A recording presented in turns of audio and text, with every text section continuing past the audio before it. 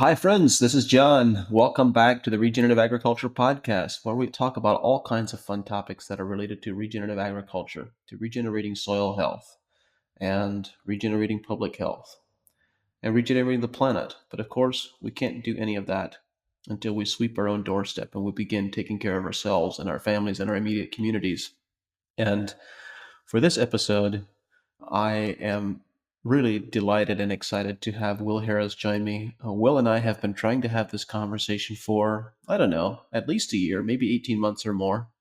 Technology has not been our friend, but today the stars aligned and everything is working. So, Will, thank you for being here. I've really been looking forward to this discussion and just delighted to have you here and to share your perspective with the world, particularly now that you've become a rock star. That's a low threshold for rock star, John. Whew, that's a low threshold. I do appreciate you having me on. Thank you very much. I look forward to the discussion. Will, as I'm really curious about your perspective of I'm going to use the term the regenerative agriculture landscape. I still remember exactly the time, the place, the day. We had a meeting with a group of our team from Advancing Eco Agriculture at a place about 25 miles from where I'm sitting right now on a December day in I think it was late 2010, or maybe it was January 2011. And we decided to start using the term regenerative agriculture to try to describe what we were doing. And at that point, that term was not being used popularly at all. Like it was, people had talked about it in decades past, but not really recently. And now we live in a very different world. We live in a world where regenerative agriculture is kind of the catchphrase of the day. And it's become popular. And of course, there's lots of people who want to hitch their wagons to that star. And so I'm curious about your perspective. You've been in the limelight a little bit over the last several years, and I'm curious to just hear from you. Is how do you think the landscape has evolved, and how does it need to continue to evolve in order to really create the better world that we all know is possible and would like to see come about? The sad news is I don't think we're going to be able to come up with a phrase that's not taken away from us. The people that we compete against are professional messengers, and there's no word we can embrace to the little that we'll have unique use of to explain what we do. And that's unfortunate, but I think it's okay because I really want to have a far more personal relationship with my customers than a buzzword.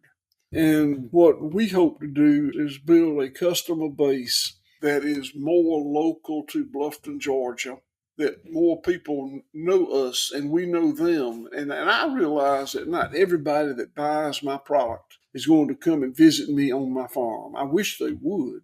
But I do want to create a message here that we make it available for a lot of people to come and visit the farm and see anything they want to see and know exactly what we do. And we talk about it with them. And we want other people to come. And if they can't come, they can read what's being said or listen to what's being said and know us. I think that your concluding phrase is the most important one of all: to know us, and for us to know them on some level. You know, the last half a year or so, I've been really emphasizing the point that regeneration is fundamentally about regenerating relationships at all levels. And that includes the level of regenerating the relationship between the customer who is buying food and the farmer. I'm sometimes surprised by farmers who say, I don't care to know my customer. I just want to go grow food. And I suppose there's a certain type of social liberty that emerges from that, but there's also a resulting lack of accountability and a resulting disconnect that really has led us to all of the ills that we have with our current agribusiness that is supposedly supplying the food for the world. And I'm not presumptuous enough to feel that the people that buy my food want to know me. That's not important. These are busy people with bandwidth is important to them, and getting to know Will Harris or my family. I want them to be able to do that if that's what they want. But mostly what I want them to do is know how the food is produced and have the confidence that we're producing it right and have the relationship. Yeah, the relationships are important. So, Will, when you think back over the last couple of decades or yeah, over your life's work, you've now arrived at a place where you are ranching, farming very differently from the majority of the people in the country today. When you look back on that pathway and that journey, what are some of the really memorable moments or the highlights that stand out for you that really cause you to reevaluate and to shift?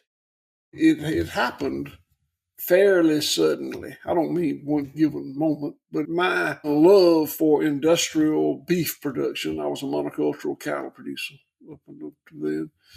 My love for doing that was great. I loved it, but it was full of excesses, and I was an excessive person, even in the realm of those excesses. I gave a lot of drugs. I did a lot of fertility, a lot of pesticides. Very heavy-handed. And when it hit me that that was wrong, it happened fairly suddenly. I'll tell the story about loading out a group of cattle one day, a 50,000 pound double deck load. And I wasn't happy with it at all. Dozens of times, maybe hundreds of times, many, many times. And it was always fine. That day I didn't like it.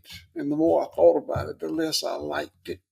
And I just started moving away from it. And when I started moving away from that industrial cattle production model, I wasn't really moving towards anything. It was about, I don't want to do that anymore. I don't want to do that anymore. I don't want to do that. Not many real well thought out scenarios of what I was going to do. It was ceasing to do things. And I was very fortunate. I had no debt and we had some assets. I was able to do that and make less and less money. And then I started losing money, but we were able to afford it, and then it caught traction. And the timing was very fortunate for me when I made those decisions and took those actions. When you think back to that moment when you were loading that load of cattle and all of a sudden you didn't want to do that anymore, what was it about you that repulsed you, or what was it about that specific scenario that really caught your attention and that motivated you to say, "I don't want to do that anymore"? That day, we loaded 100 heifers that I'd raised on a truck. They probably weighed a little less than 500 pounds apiece.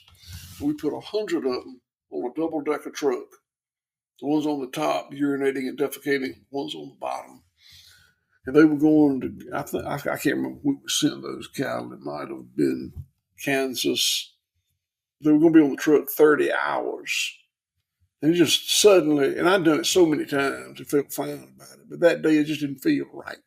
And I hadn't done it since. That's an important story, I think, because, one of the things that I don't want to say so many of us miss, but I think many of us have experiences where we do something that doesn't feel right. And it's easy for us to ignore that feeling and to just move on and to keep on doing the same thing over and over again. So it's listening to that voice that really was the foundation of the shift for you. So you've invariably, as a result of your journey, you've developed very different perspectives, very different points of view about how you perceive your place in agriculture and agriculture in general from the way that many people see it. So my question is, what do you believe to be true about agriculture that is a very different point of view from many others in the farming community? You're right. When I was an industrial monocultural cattleman, without realizing it, every day of my life, I was looking for something to kill. There were herbicides, pesticides, insecticides, nematicides. Side means kill. And every day I spent a big portion of my day in my pastures looking for something to kill that would increase my production. That was the way my dad farmed. It was the way they taught me at the University of Georgia. It was the way my peers farmed. And I felt fine about it until I didn't feel fine about it. And today I spend most of the day looking for ways to make things live. It's an overstatement to say I want everything to live, but I do know that I don't have the depth to understand the symbiotic relationships between species of plants and animals and microbes, and to understand there's a place for all of them. There are exceptions. I can just give you some exceptions, but there's a place for all these in the system. And I feel like my role on this farm is to help these systems proliferate and give off the abundance that is the only source of wealth that we know. Yeah, shifting from a perspective of, it's really a subconscious perspective, because I think many farmers don't consciously, deliberately get up with the perspective of, they don't get out of bed in the morning with the question of what is it that I'm going to kill today. Many of them, from what I've observed, get out of the bed in the morning and they have this sense of trepidation, like what's going to go wrong today? What's going to go wrong in the hog barn today? What's going to go wrong in the poultry barn? There's this constant sense of trepidation about what's going to go wrong. And then that is balanced with this kind of this point and shoot mentality, the pesticide mentality, which I think you could go all the way back and call it a warfare mentality of search and destroy. Identify a specific pest or pathogen or source of a problem and figure out how you can kill it. And so that's a very different and a much less joyful and enthusiastic worldview than one where you're really interacting with life and embracing life and invigorating life and promoting life. And it's very self perpetuating. When I would go to my pasture and find a target pest that needed killing and kill it, and choose a insecticide or miticide or herbicide, whatever, to kill it, it killed other things too. It did not just get the sole organism that I had determined was a pest that day. And when that happens, it throws all of nature off balance. So something else would emerge as a pest. So I would select a weapon to kill that. And it would. It would. Those weapons are highly efficacious. They work. They kill the heck out of what you kill, but they kill some other things too, invariably. So it's a cycle, self-perpetuating cycle that you buy the pesticide and kill what you determine is needs killing today, but it kills other things, causing another problem that require another pesticide that cause another problem, and it goes on and on and on, and then frost falls and you start over the next spring.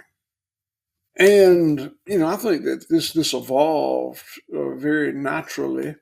I think that post World War II, all these chemistries existed, and smart people figured out ways to create a desired result.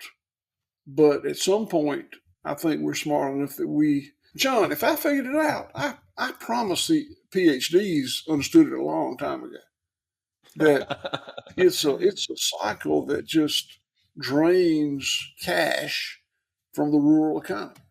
When that money is spent for those pesticides, herbicides, whatever, it doesn't go to the local economy. It goes way away. Yeah, I think there are a number of PhDs that figured it out, but there are many more. I think the majority who didn't figure it out because they were too focused. Their perspective was too narrow. There are many brilliant, brilliant, smart people who know certain pieces, certain segments, but they never step back to look at the whole for what it really is. That is so true. When I went to the University of Georgia, I was barely a C student. I did not do well. I was not a great student at all. But I took insect courses from people who were brilliant insect people, and disease courses, and soil health, soil science, soil fertility. All of my professors were absolute experts in a certain narrow field, but didn't know too much outside that field. And I was a poor student, but I was a pretty good farmer because I was able to understand and know a little bit about all of it. And it works so much better for me in the production model that I'm in now. You know, I'm reminded you described this warfare mentality, this pesticidal approach, and constantly focusing on killing things as being a self-perpetuating system. That the more of them you applied, the more of them you needed to apply, and that was certainly the experience that I had on the farm that I was growing up, and I know that experience has been repeated by many people. But it occurs to me that this path less taken, this pathway that's being called regenerative agriculture, is also a self-perpetuating system where once things start becoming improving, there's this cumulative benefit where things become better and better over time. And that it's also a self-perpetuating system. I'd love to get your thoughts on that. How have you observed your pathway of regeneration to have these cumulative benefits and to also be a self-perpetuating system? Well, it's exactly what you said. I mean, it gets better and better and better. And the economic difficulty of moving from the industrial model where I used to make my living to this is the fact that the reward comes very slowly. It has taken me 25 years to move the organic model level in my soil on my farm from a 0.5% to 5%. Now, there we can talk for hours about the benefits of going from a 0.5% to 5%. I mean, it's just incredible. But it took me 25 years to do it. And I hear people say they can do it a lot faster than that, and maybe they can. It took me 25 years. And, the benefits that come from that and other things like that will pay for themselves very slowly. It takes a long time for that to come back. It's a generational move. When I talk to a farmer that's 50 years old and he says that he wants to really do the right things to regenerate his farm, but he doesn't have a succession plan, yeah, I urge him to get a succession plan first and then work on his farm.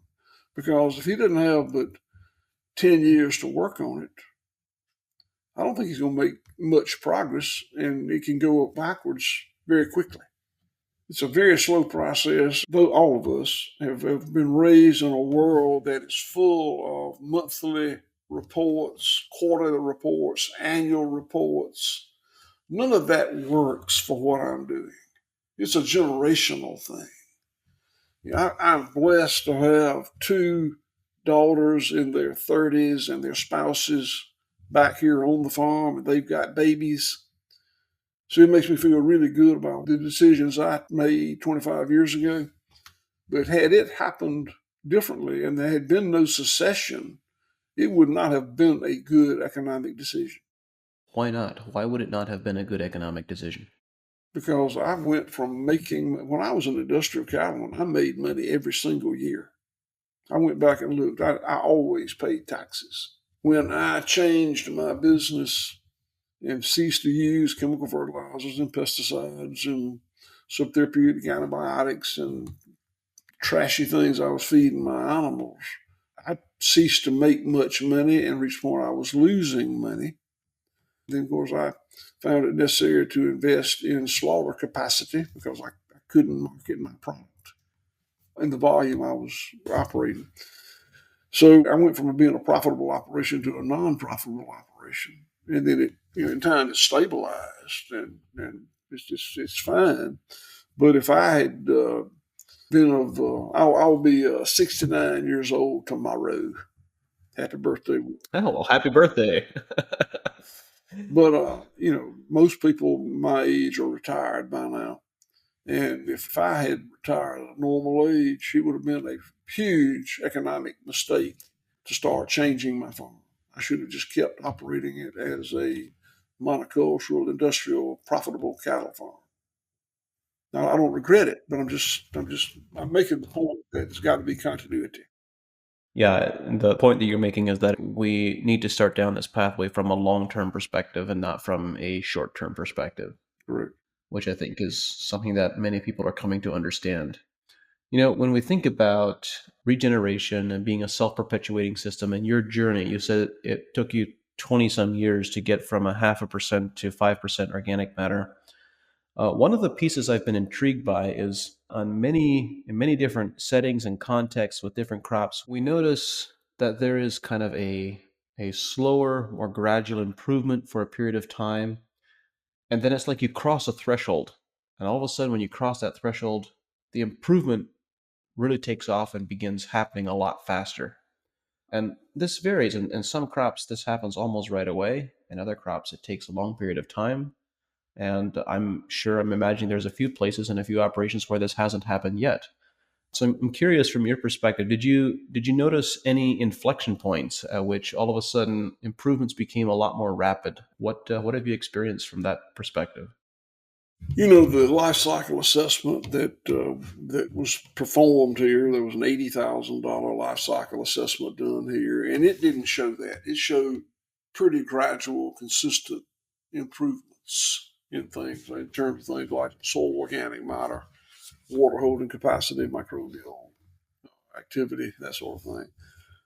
And I think my own observations would be that it's just pretty gradual and consistent. But understand that there are probably things that can be done to enhance and quicken the change that I didn't do. I simply took my row crop land and put it in perennial grasses, and it seemed like a good thing to do at the time, and I'm glad I did it. But I'm not touting that as being the best way or only way to do it. That's not what I said. Tell us a little bit about, you've been on this journey for a while. What does White Oak Pastures look like today that is different from what people might expect? And I recognize I'm asking this question. Your story has become a lot more popular in the last couple of years, in particular, much more widely known. But I'm aware that there are some perhaps more unusual things that you are doing, such, for example, the way that you're processing your waste from your processing facility, from your meat packing facility.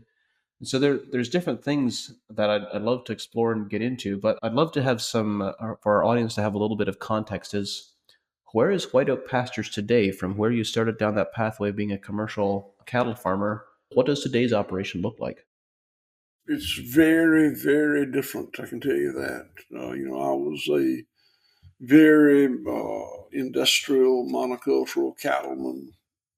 All I did was raise cattle, and I always thought of myself as being one link in this chain that got beef to the American public. I was not a beef producer; I was a cow producer, live cattle producer. And I told you we used all the tools, and we were profitable doing it. It was a million, sold a little over $1 million of live cattle a year. Had three usually employees. Always profitable, but not certainly not wildly profitable. It was just a very comfortable living. Had no debt. I had inherited a nice paid for farm, for which I'm very grateful. And so that was then, and I could talk about it all day, but that's kind of, if you know of an industrial cattle farm, you know me. You know what that was at that time. I'm very proud of what we do today, and I'm gonna try to tell you about it without sounding like I'm bragging. But I got to tell you, I'm very proud of what we have accomplished. Not me, we. But today, we've got about 180 employees. We're the largest private employer in the county, and the county is Clay County, Georgia. And if you look it up, you'll see that this was the poorest county in the United States of America in 2020. Wow. Yeah, not Georgia, the United States of America. Our payroll is about $100,000 a week, 52 weeks a year, and I'm not proud of what we pay our people. We pay more than the market in this poor county. I wish it was more, but my employees, I think, feel well compensated. I believe that in general. We raise cows, hogs, sheep, goats, rabbits, poultry. We have a garden, organic garden, eggs, a number of, we got a few nut trees. We're planting some trees now, nut trees and citrus trees. That's not income producing yet, but we're doing it. It's vertically integrated. Hides are used for we transition them into pet treats, and we got a leather shop. We make purses and things.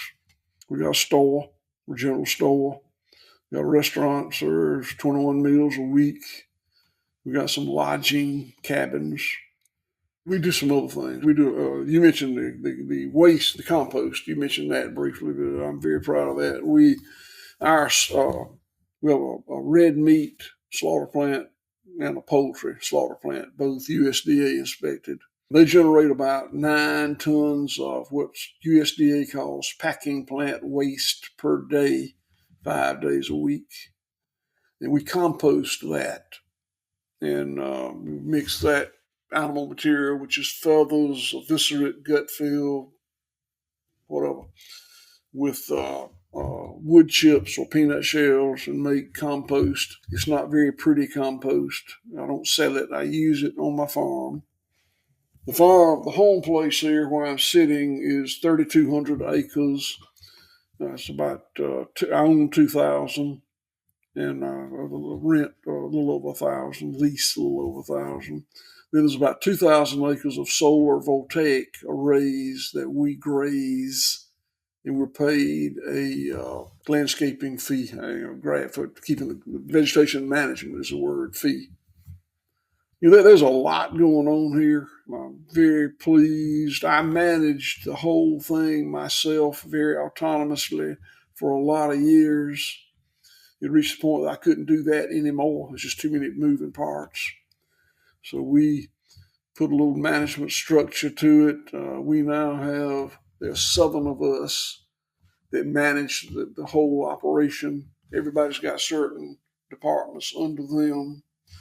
Those 7 directors, I'm one.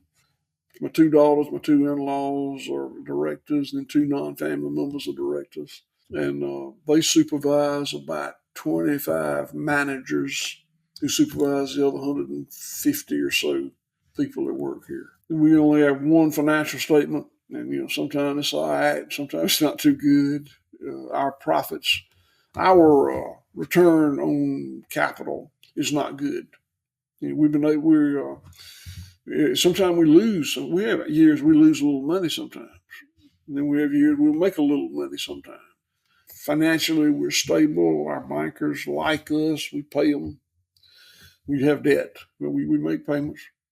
But the return on capital is bad. I've got friends who are CPAs and MBAs and CFOs, and I'll candidly tell them what the numbers look like here, and they just can't believe that I am willing to operate on that lower return on investment, but I am. I think I'm looking at a bigger picture than they are. They're looking at today, and I'm looking at generationally. So let's talk a little bit about that. What is the differences in your perspective of looking at it from a much more longer term time horizon than the annual or quarterly reports that they're looking at? But let's say annually. Yeah, tell us a little bit more about that. Why are you willing to take these lower returns, and what are the future returns that you expect to see coming from that? So let's just talk about organic matter in the land. That's an easy one that we've already talked about. I don't know how one would go about valuing organic matter in the land. But I think anybody that knows anything about regenerative agriculture would understand that organic matter has a great value. It holds the moisture, it provides a microbial life, on and on. And the fact that our land is gone, I've already said this one time, from 0.5% to 5%. Took a long time to do it, but that improvement in this land will be here forever if we don't do something to screw it up. If we don't decide to break out the nitrogen fertilizer or the heavy tillage equipment, it'll be here holding rain. 1% organic matter, I'm told, will absorb a 1-inch rain event. 27,000. A 1-inch rain event is 27,000 gallons of water on an acre of land. So we have 5% organic matter. So my land will hold a 5-inch rain event, and we get them. And I have videos of a 5-inch rain event and the water just pouring off my neighbor's land and trickling off our land comparatively. So, what is that worth? It's worth a fortune. It's incredible what it's worth. Now, I can't sell it and I can't cash it in. You've got to farm the land to generate the return. But every year it'll generate a little more of a return. I think the piece that you're speaking to is it's been pointed out by many people, much more astute in this area than I, of the challenge of the way that economics values from I'm talking about macroeconomics here, and the way that we value our forests, for example. The most popular metric of measuring a nation's performance is GDP, gross domestic product. And many people have pointed out the flaws with gross domestic product. But for example, GDP values, if you have a Superfund site and you have to spend millions of dollars or billions of dollars to clean up a Superfund site, that's counted as a positive to the GDP. But if you have a forest, it's a beautiful, large growth, mature forest, that is considered as valueless until it gets cut down. And only at that point does it have value. And the point that you're making is exactly the same on an individual operation level. You're essentially saying that organic matter isn't considered to have economic value until it's mined, until it's extracted. Let me tell you a story about that. That's exactly right. So I told you I've got 2,000 acres of land. I inherited 1,000. I bought about 1,000, maybe a little over 1,000. And the land I bought in little pieces for the most part. And they're all contiguous cell part of this farm. And a small piece of land sold, and I wanted to buy it, and I had to borrow the money to buy it. So the banker sent an appraiser, and I met him to show him the land. And he was a surprisingly nice guy, and he was probably my age. I was probably close to 60 at the time. Very sharp guy. I just really enjoyed talking to him. Didn't expect to, but I did. So I showed him the land. I said, if you got a minute, I'd like to show you something. And I took him to another piece of land, just almost a stone's throw from that one that I owned and had owned for a long time. I said, the land you just looked at was about a 0.5% organic matter. And I started to explain it to him, and he got it. He said, yep. I said, now this land is 5% organic matter. And I got a handful of it. I said, now, if I were asking you to appraise this land, how would you appraise it? He said, same price. Exactly. I said, do you understand? He said, I know, but I'm just telling you, I'd appraise them for the same price. So the economic value of what we're doing here is not appreciated ongoing. It's got to result in greater productivity, but it will. The thing is, it will. It won't show up on today's financial statement, but it'll show up on my children's financial statement. It'll show up on your children's financial statements. It will show up in increased resilience whenever you have extreme drought stress or when you have excessive rainfall. Any type of stress is going to affect you, those 5% organic matter soils, to a markedly reduced degree. And those are all economic benefits. But there's also, I hear this little voice inside my head that's saying, let's be cautious to not just reduce the value of organic matter to an economic benefit in the long term or even in the short term. It's greater than that. It's more than that as well. Well, it's the life in the soil. It's the life in the soil. There's life in your body. And if it leaves you, the heart and liver and kidneys and all that stuff is still there. But your value is not there anymore. Your intrinsic value on this planet, as John Kim, is not there anymore. And that's what's true with the soil. This land that we are working, my dad and I have degraded it from a living organic medium to a dead mineral medium. And the only way it produces anything is by importing in chemical fertilizer. So I want to change gears for just a bit, Will. You've experienced change in perspective, one that I think many people share that also have change in perspective. But we all have our own unique points of view. Each one of us knows things that other people don't know that they would benefit from knowing. And I'd like to ask what that might be for you. What do you see that other people don't see? What opportunities do you see that other people are passing by? Well, it's funny you mention that because I just wrote a book and put it out, and it was not in my game plan to write a book. My thoughts are all over the board. I'm not linear in the way I think about things. And I was approached by representatives of Viking, Penguin, Random House to write a book, and I told them I'm flattered that you would think that I could do that, but I can't. I can tell you a story. I can't write a book. And ultimately, they hired an author to write the book. Brilliant young woman named Emily Graven from California. She wrote the book, and the book is, for the most part, the message that I want to give to people. I almost said young people, and they're not, doesn't have to be young people, but people who are really interested in making a difference in the way we treat our land and our environment and our animals and our rural communities. Can I ask you to expand a little bit on that? It's exciting to hear that you have a book coming out. Do you know when that's going to be released and what will it be called? It was released in October, and it's called A Bold Return to Giving a Damn. Well, now I feel like I owe you an apology because I missed it completely. I certainly owe you an apology, but I'm glad to tell you about it. Yeah, well, it's I'm glad to be able to share it here with our audience. What are some of the central points in the book? Like you were asked to write this book, but what's the important message that you really wanted to share?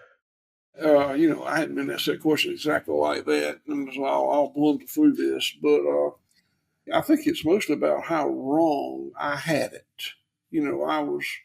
I'm the fourth generation on this farm, raised to farm it very industrially, raised to believe that industrial agriculture was what I was supposed to do, and raised with a great passion for it. I love industrial cattle production as a young man. And I figured out so many things that were wrong with that.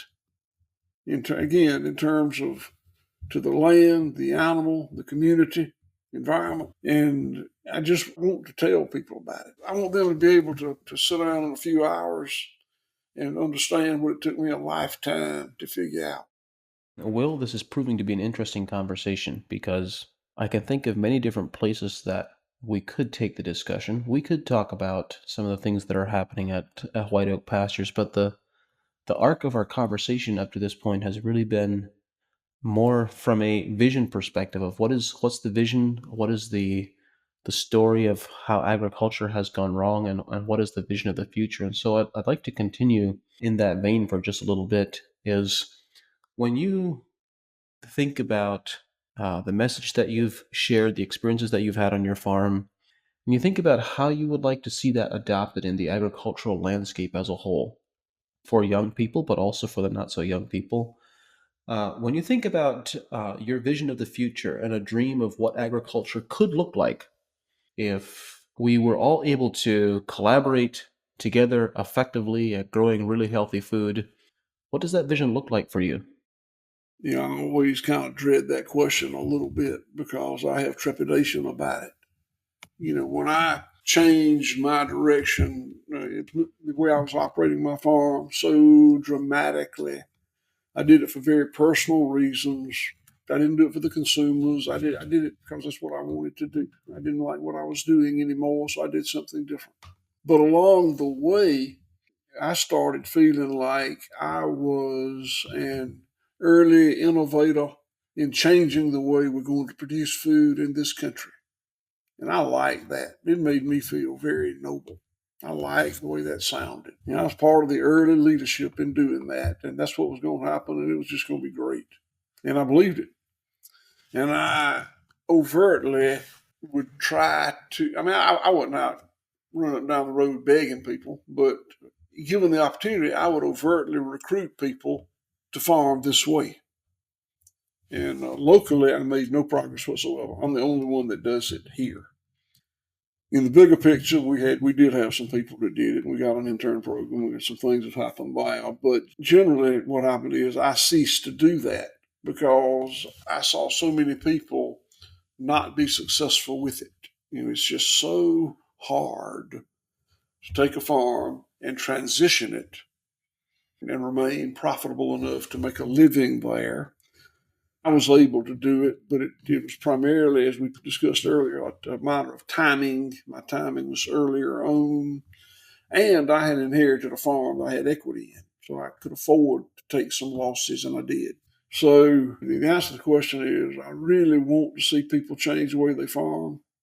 We want to help people. We formed, I want to help people do it. We formed a nonprofit, a 501c3, I think those are the right, called CFAR, Center for Agricultural Resilience. And we got a brilliant young woman that runs it, PhD. She does good. I couldn't afford to fund it anymore. And so I formed that to get some outside funds in, and it's been reasonably successful. We're having schools here, 15 to 20 times a year, whatever she decides to do.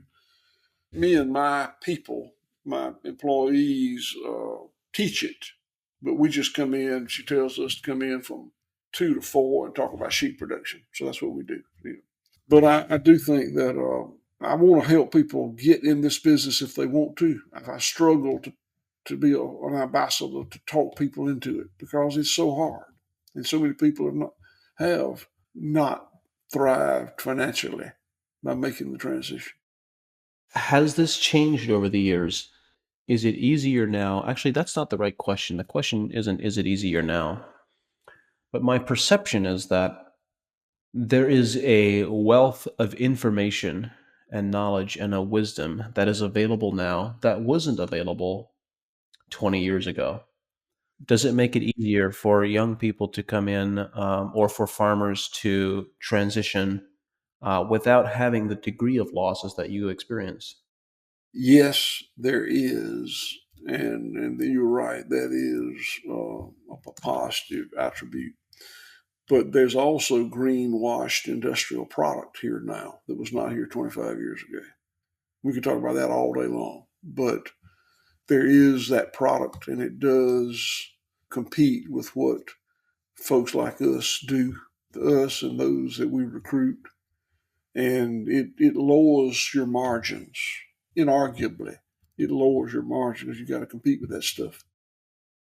When you are presenting to a group of farmers who wants to make a transition, they want to go down this pathway, what advice do you have for them? What are the important pieces they need to be thinking about? I like to tell them about all the favorable benefits that the transition offered me, and there are many. The improvement of our land, fact that two of my three daughters and their spouses chose to come back, and they would not have if I were still industrial. What it's done for this town, we didn't get into that, but Bluffton, Georgia, I'm sitting in the middle of Bluffton, Georgia right now, which sits in the middle of White Oak Pastures. And it was a ghost town. And this transition that we've made over the last 20 plus years has turned Bluffton into a lovely little community. Literally. If you came here, you would say, this is nice. And 20 years ago, you would barely notice that you were in a town. Kudzu had taken the houses. You know what kudzu is? Yes, I do know what kudzu is. It's just been a lovely experience. And we talk about those things. And I don't dissuade people from doing this. I just want them to be aware that it is economically challenging. I think you raise an important point, Will, and it's you're framing it in a way slightly different from what I've personally experienced and observed with many of the farms that we've helped transition, perhaps in a much more severe sense. And a couple of months ago, I attended an event in Colorado, an RFSI, Regenerative Food Systems Investment Fund forum. And there are, here's a room with, I don't know, pick a number. Let's say 300 investors, between 250 and 300 investors who are interested in investing in regenerative agriculture. And they're interested in primarily in investing in farmland, not so much in processing facilities, not so much in facilitating market access, but principally in farmland, as I understand it or as I perceive it, because investing in farmland is a safe bet. You can't really go wrong by investing in farmland. And I spoke there both of the last 2 years or the last several years. And 2 years ago, I was quite pointed in my remarks that if you are the type of investor that only wants to invest in farmland, that does not want to participate in risk, you want the farmer to assume 100% of the risk where you have no risk, but you participate in the upside, then you're not the type of investor that farmers need. You're not the type of partner. That's not a truly collaborative relationship. And yet, there are many investors out there who say they want to invest and make an impact.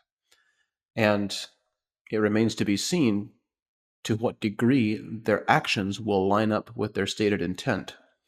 But I want to ask you the question, given that you've described the economic difficulties of the transition that you've experienced, how do we make the case for more money to come into regenerative agriculture to facilitate the transition on a larger scale? I think that, and I don't go to those events like you just described, but I can imagine the sort of investor that might be there. And I appreciate their willingness to consider investing in land, even in land, which I agree with you, is just the safest way for them to do it. The problem is they would want to invest in the land and still get a return on their investment. But I would be improving their land, taking it from 0.5% to 5% organic matter.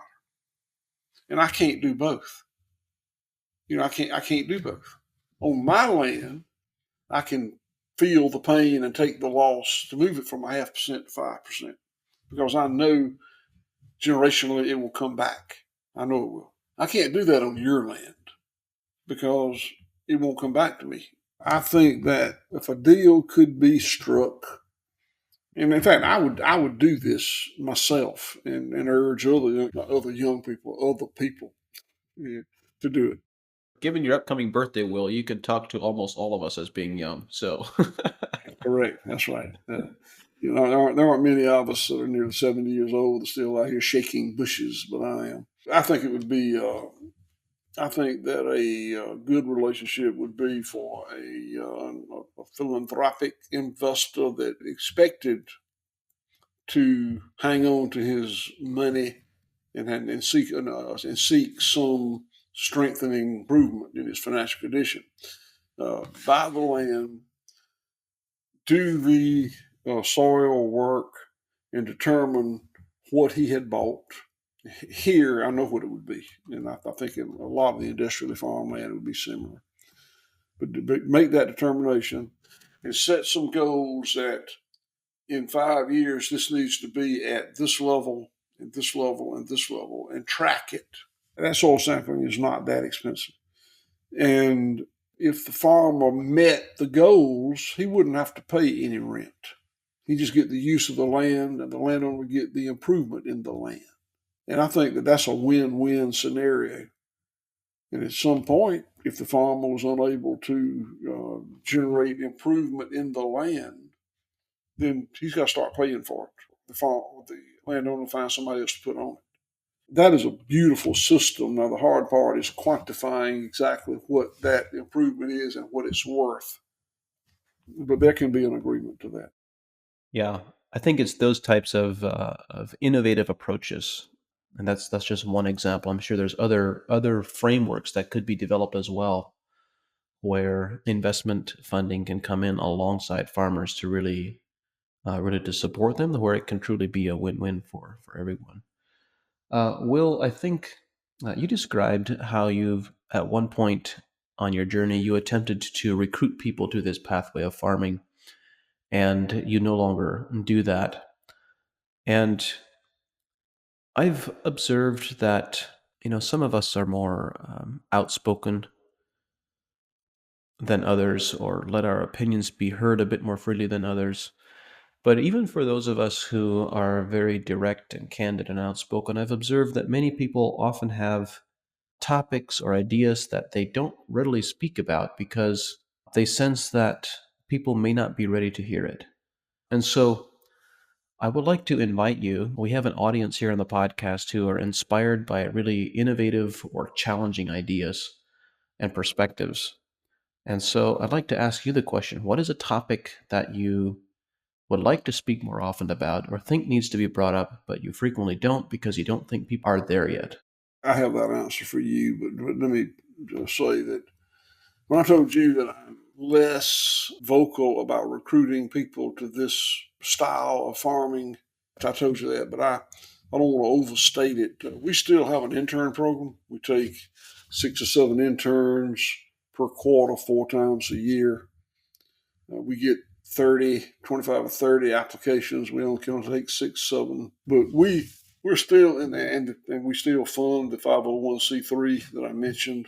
So we are still in the business, in my mind, of helping people who want to find this path to find it. I did have to take a step back on being an active recruiter of trying to talk people into doing it. That's what I had to step back on. That was just a clarification. Now it's a question. So, to make a real meaningful change in the way we produce food in this country, it is going to be necessary for concerned people who can afford to do so to find them a farmer and support him with their food purchases. And that seems just very basic, but it's not. I'm just telling you what's got to happen. If there's meaningful change in the way we manage the land and water in this country, it's not going to come from the USDA. It's not going to come from the land grant universities. It's not going to come from the extension. It's not going to come from big food or big ag. We can talk all day about who it's not going to come from. It's going to have to come from the consumer. The consumer is going to have to say, yes, I want to be part of making this change happen. And yes, I'm going to do it by selecting somebody in their geography to do business with. We sell all I want to sell at White Oak Pastures. I'm very pleased with it. But we ship to 48 states. That's not what I want to do. The amount of product we sell is what I've got to sell. It's what it takes to make my business work, to keep my 170, 80 people employed and to pay my bills and make things happen. But I ought to be selling it within a very limited radius of Bluffton, Georgia. Can't sell it in Bluffton, Georgia. That's not going to happen. But it should be in, I don't know how many miles it needs to be, but there needs to be a lot of white oak pastures across the country. And there's not going to be unless consumers across the country pick somebody out and help them with the journey. And I really don't mean loan them money. I really mean just buy from them. If a young farmer, young person who wanted to farm could find that guy with money that wanted to buy some land that we just talked about in the last discussion, and a given number of people that was willing to buy what he or she produced, that's the makings of a multi-generational farm right there. But it takes both of those. It takes all three. It takes that person that wants to get in the dirt. It takes that person that's willing to invest in the land. It takes those people that are willing to buy what the guy or gal produce. Yeah. Thanks, Will. So I'm actually going to go back. I'm going to ask a follow-up question that that's just popped into my mind. You started naming all the list of people and organizations from which the change is not going to come: the USDA, academia, CPG companies. And, we live in a world now where major CPG companies are making commitments that they're going to have this many million acres of regenerative farmland by such and such a date. And One of my colleagues told me that when you add it all up, the total commitments now are over 50 million acres, which is a significant chunk. And so, and kind of in parallel to that, we see in certain regions, the USDA and NRCS is really developing the implementation of cover crops and different types of cropping systems to an exceptional degree. So when you look at that, I think there's two questions. The one question is, I agree with you completely that historically, let's pick a number, the last 70 or 80 years, the types of changes that we're now advocating could have happened, but they did not come from academia. They didn't come from the USDA. They didn't come from the retailers and the CPG companies. And so, why would that come now? And what's changed? Why hasn't it happened historically? The change isn't going to come from academia, from CPG companies, from the USDA. Why not? Because they've evolved into something that does very well in this way of doing business. So your point is that their economic interests align with maintaining the status quo. Correct. And moving the status quo even further in the direction it's been moved in. Well, Will, there are so many fascinating conversations we could have. I've really enjoyed our discussion. What's the question you wish I would have asked? What's the conversation that we haven't yet had? Wow, you're the guy that asked the question. So, I mean, I don't, I'm used to responding, not asking. So I'll tell you next time I come on your show because I wouldn't know how to start. I think you've done a good job leading this discussion. I think it's been good information, and I appreciate having the opportunity to be with you and your followers today. Thank you, Will. Thanks for being here, for sharing your wisdom. I've enjoyed this discussion. For all of our listeners, the book again is A Bold Return to Giving a Damn. We'll link it in the show notes. And if perchance you're not familiar or don't know where to find our show notes, the best place to find those is actually on the podcast website, the regenerativeagriculturepodcast.com. And you can find all of our show notes and the links that we'll link to there. So, Will, thanks for being here. Thanks for all that you bring to the world. And I look forward to talking with you again more in the future. Thank you for having me, John. I appreciate your contribution. The team at AEA and I are dedicated to bringing this show to you because we believe that knowledge and information is the foundation of successful regenerative systems. At AEA, we believe that growing better quality food and making more money from your crops is possible. And since 2006, we've worked with leading professional growers to help them do just that. At AEA, we don't guess, we test, we analyze, and we provide recommendations based on scientific data, knowledge, and experience. We've developed products that are uniquely positioned to help growers make more money with regenerative agriculture. If you are a professional grower who believes in testing instead of guessing, someone who believes in a better, more regenerative way to grow, visit advancingecoag.com and contact us to see if AEA is right for you. Thank you for listening, and we look forward to working with you.